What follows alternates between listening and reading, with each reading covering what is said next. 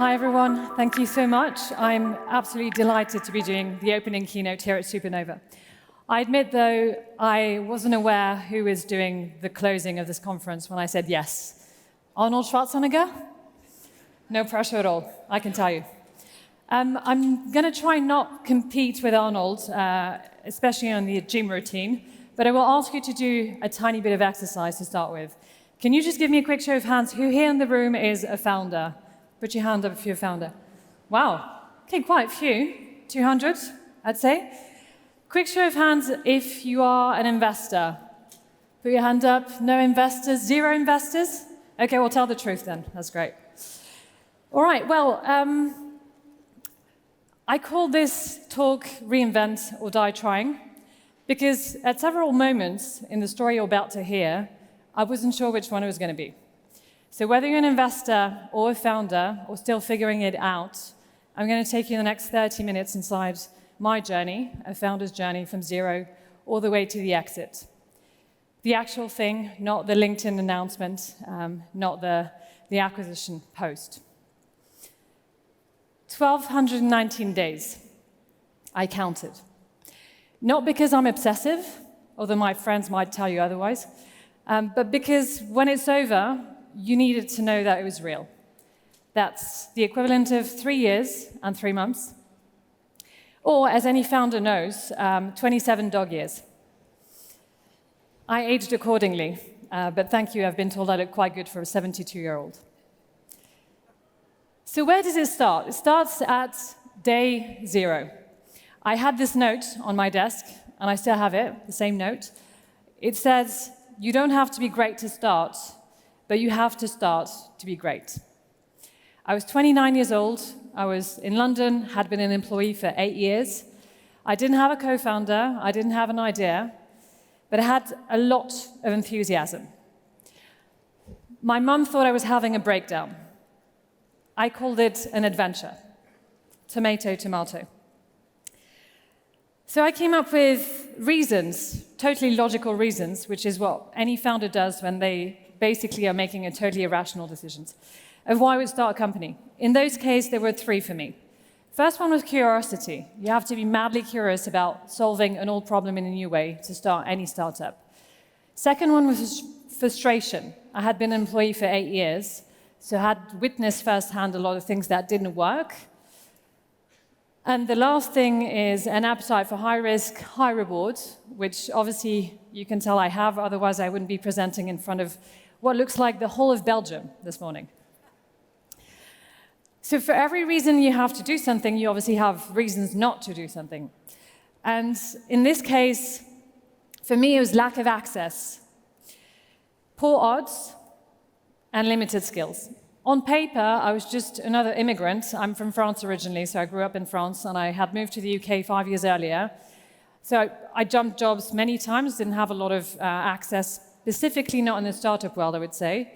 Poor odds because I was a non-technical female founder and limited skills. I had been an employee, but I hadn't led a team, I'd never fundraised, and I'd never, had been responsible for setting a vision. At the end of the day, it came down to something that really didn't fit in a spreadsheet for me. I think I was more afraid of the regret than the failure. Some of you know exactly what I'm talking about. So what do you do? Well, day 90, I realized I shouldn't do it alone, right? So you have to look for a co-founder. At that stage, I started asking around. I said, how do you find a good co-founder? What does it look like? And people told me, it's a bit like a marriage. That's super romantic and also completely wrong. It's more like scrubbing the floors together. Or the toilets, more like, I think. Also, I'm married, people, and I guarantee you my marriage doesn't look like this, thank God. Run away if yours does. The thing you do, though, when you're looking for a co-founder is you might be tempted to do this thing that we also do when we're dating. We're trying to show the best version of ourselves, metaphorically speaking. When actually, you're terrified that the co-founders might see this. That's me.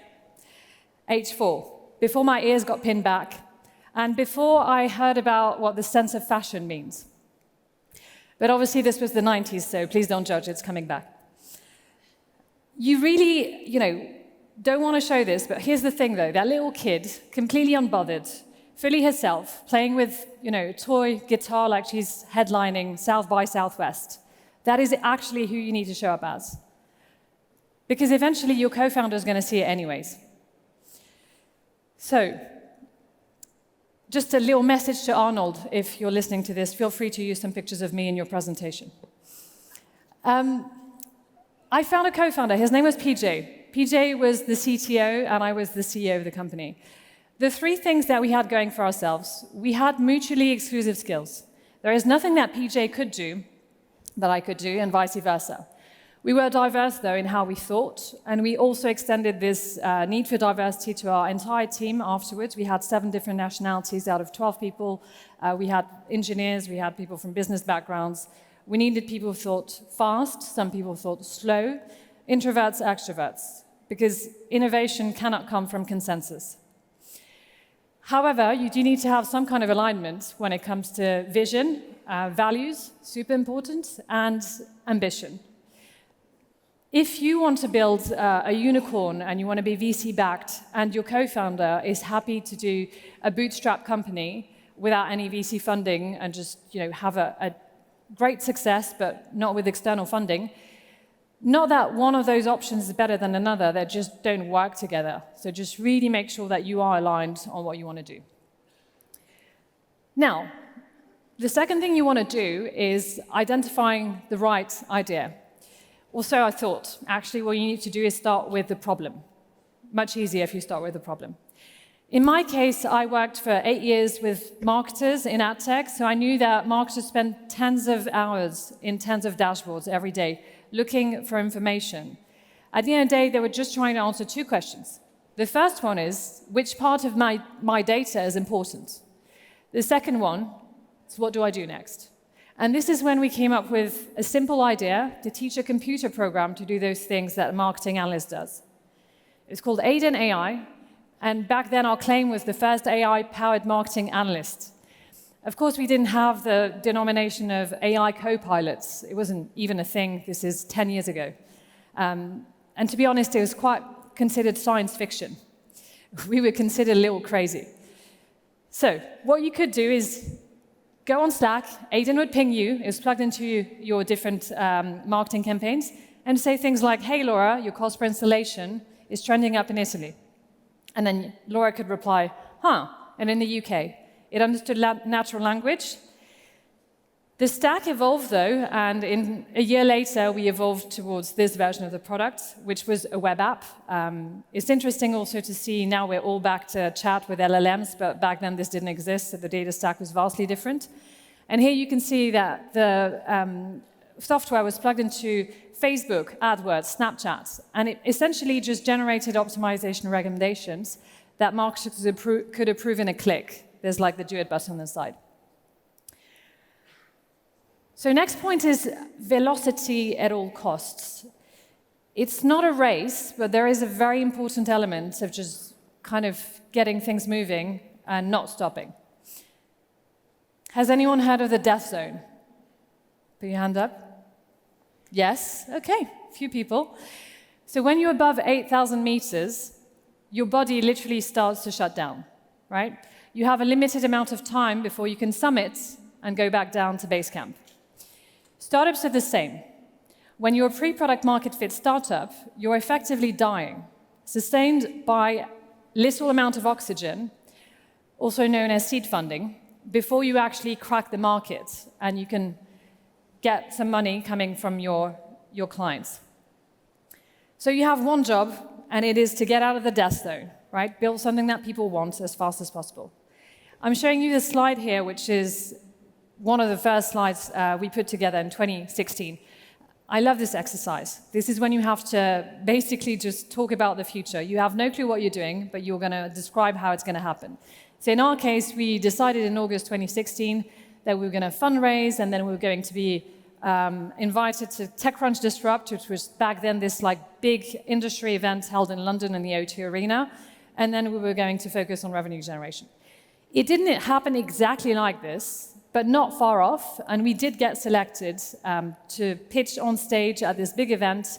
We had a live demo in front of very impressive business people, including Amy Chan, who's just right behind me. She was the lead person for Google Analytics. So for us, it was like quite amazing so early on in our journey to be able to be criticized by people who had had the experience of the market. Now, our first round, by the way, was $750,000, which seems like nothing today because you're seeing all those rounds at tens of millions of dollars. But it was far more than people had told me I could even raise as a non-technical founder. So you also need to completely disregard some opinions that you get early on. Now, the startup world has a scarcity problem. 8 startups out of 10 disappear within their first 2 years. The environment's brutal, and it's real. And some people think that the best way to survive in that environment is to be the sharpest elbow. So I want to show you a text message that was sent at that very conference, not to me, but to hundreds of other people. And it read, "Good morning. Yesterday, we discovered that Aiden was selected to present in the battlefield. Our product, we will not call it .io, is ready to be launched. Theirs is not. We do the same thing they do in a better way. Vote for us, and we'll show you." Over the last 10 years, I've seen hundreds of founders, and I can tell you there is a distinct pattern between the ones who make it and the ones who don't, and it's that. It's tempting, I get it, it's hard, and you might feel like you're doing yourself a favor to do those kind of things. Honestly, the way you treat people on your way up is exactly how you'll be treated on your way down, and I guarantee you there will be a way down if you're running a startup. And that's not effective at all, because at the end of the day, the hand holding that phone was a journalist, and honestly, all it did is give us a lot of free ad, so thank you. Instead, you got to build this one skill: being comfortable with being uncomfortable. Because someday, you're going to wake up, and it's going to be a perfectly lovely morning. You had a lovely cup of coffee, no one resigned in your team last week, your husband didn't get a divorce, and you're feeling cautiously optimistic about your next round. And then you open your laptop and you see this. Your competitor saying, "We raised the 10 million seed round without a deck." Thousands of likes, including your dad. Your dad liked it? Oh, God. And then you do this awful thing. You know you shouldn't do it, but you're going to do it anyways. You compare. So here it goes. In my case, I didn't have 0 decks, I had 40 decks. I changed them every single day. I met 70 investors in 4 different countries. I raised 2.3 million in 2 rounds, instead of the 3 million I tried to raise and failed. And I have 1 baby on the way back then, and 0 clue what we'll call her. You'll have those days where you feel like you're literally just walking through the desert, right? And I have to tell you, there's something called survivorship bias. We tend to only focus on the winners because we don't see the failures. Because the failures do exist, but they don't get the LinkedIn post. They don't get the stages at the tech conferences, right? So if you are going through the desert, remember that there's a ton of other people going through it at the same time, right? If you're cold emailing strangers right now, if you're getting ghosted by VCs, you're not alone. You just can't see the other people going through the desert from where you're standing. Despite those harsh moments, we also had some major wins. And for us, that was securing really big clients as a small European team from London. This was pre-Brexit, so I can say it was from Europe still. And it was quite impressive, I guess, to the VCs that we managed to convince the world's top marketers to work with us. But I think it goes back to disregarding what you're capable of. Because if you look at the early adopters, if you go and see the ones who have the budgets, they're really going to tell you if you have a business or not. And as a founder, you can sort of live in the illusion sometimes that you have something great. So my recommendation is please go and see the ones who are ruthlessly will tell you, no, this is not a good idea, because they can pay for armies of data scientists, they can pay for any type of software. Despite the fact that we had some great wins, as my kids will tell me very often, you can't always get what you want. That's when I ask them to put on the same socks. We applied to YC, and we flew over, we got selected for the interview, you know, that famous 10-hour flight for a 10-minute interview, and we got rejected. I know, I was shocked too. Here's what the rejection email read. Let me read it to you. It said, "Hi, Marie and PJ. Unfortunately, we decided not to fund Aiden AI this batch. We really like the product you're building and could definitely see a need for it based on businesses we've run in the past." For context, one of the person who sent us that email was the founder of Kabam, which is like a gaming company that got acquired for $700 million. She's a total queen, and getting that kind of email was like, you know, very, very impressive. Our main concern, though, is that your annual contract value isn't quite high enough to justify dedicated sales efforts. So it's hard to see how you'll be able to grow quickly in a scalable way with good unit economics. So how did that land with us? Well, a bit like that, to be honest. Not because we got rejected. That wasn't what stung the most. What stung the most is that they were giving us a critique of not of our product, of our sales strategy. And I say this with so much love because I am a European founder, but I have noticed that a lot of European founders build beautiful products and then they whisper about them, right? So it led us to a big, big pivot, which is go big or go home. Now, at some point you will have to make that decision if you're running a startup. And from the outside, it looks like, you know, it's an exciting thing to do. From the inside, it's terrifying. That means you're going to have to increase your burn rate. You're going to have to hire ahead of revenue. You're going to have to do something that's absolutely not guaranteed. So 2 weeks after we got the rejection email, we announced publicly that we were moving to San Francisco. So we did exactly what European founders who had gone to YC told us. We rented a big house, we did all those things, but we just didn't give any equity. We rented this big house over the Golden Gate Bridge. We worked together, we mingled with the local ecosystem and met some local VCs. And we were also able to send our engineers and our team go present directly in the headquarters of the world's biggest marketers, which all sounds very cool on paper. However, the non-Instagram version is that 2 of my employees resigned when I said we were moving to San Francisco for 3 months. And I also had a baby who's 40 months old then, right?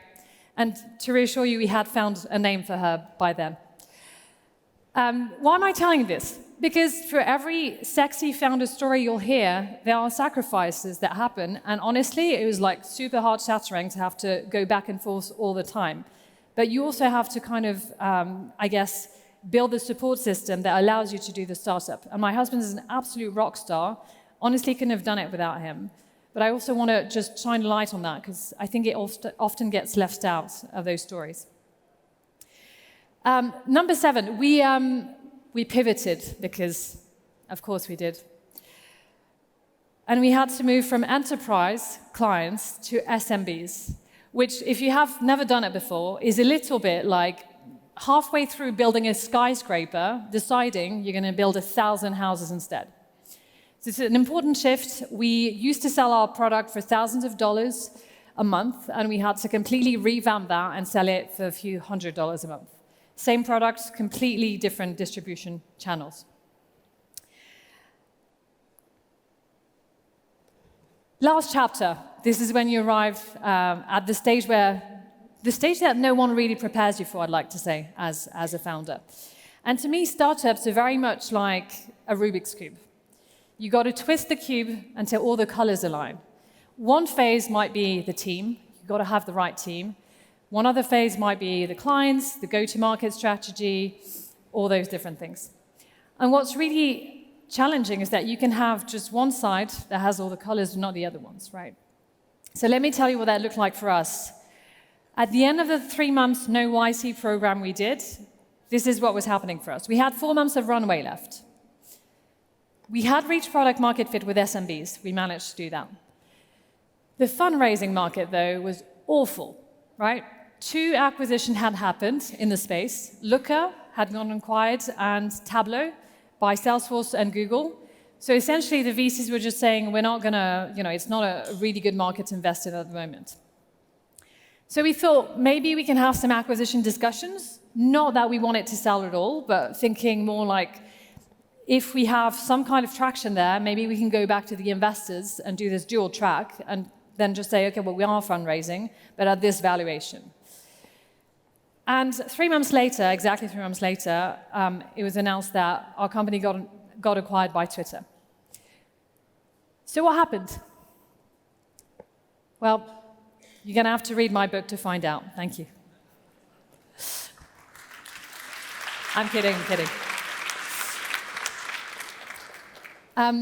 That's the picture that was taken on the day that I signed the agreement to sell the company with Jack Dorsey, who is one of the former CEOs of Twitter. I'll tell you a funny anecdote. We had to explain to our team that we were obviously selling, because all those M&A conversations are highly confidential. So we flew them to Barcelona, and I just showed them that picture. And there was a dead silence for like 8 very long seconds. I thought they knew who that was. And then one of our engineers said, "Is this your uncle?" He was joking, obviously, but I got a little bit scared. It's not every day that, as a founder, you get to meet someone who's not just founded 1 unicorn, but 2, because Jack Dorsey also was the CEO back then, and he still is, of Square. And it's quite weird, actually, when you have literally built something from your basement. Our first office was in a basement, as the cliche goes, in London, and have a huge company that tells you can touch hundreds of thousands of customers.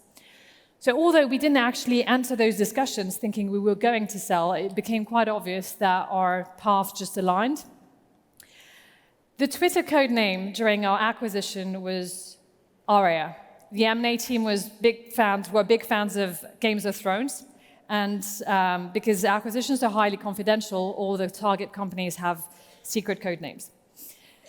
Obviously, they called it Aria with an A because Aiden started with an A, but a lot of our team joked that it had something to do with me. So I looked at the definition of Arya Stark, and it said, bold but hunted, fierce but isolated, running for her life, and walking around with a kill list of people she wants to take revenge on.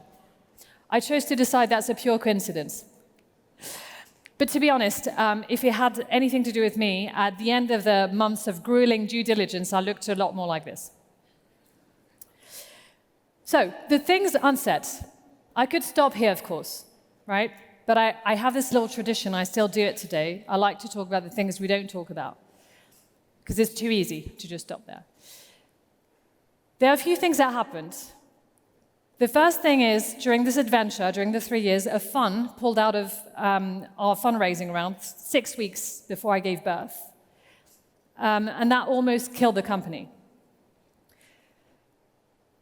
Markets always wins. The market always wins. I said earlier that I had a lot of enthusiasm, and that's fantastic. You need that as a founder. You need that as a CEO.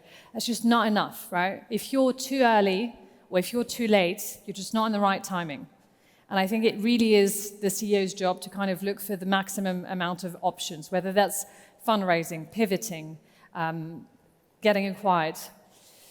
So always have that kind of plan if things don't go the way you want them to.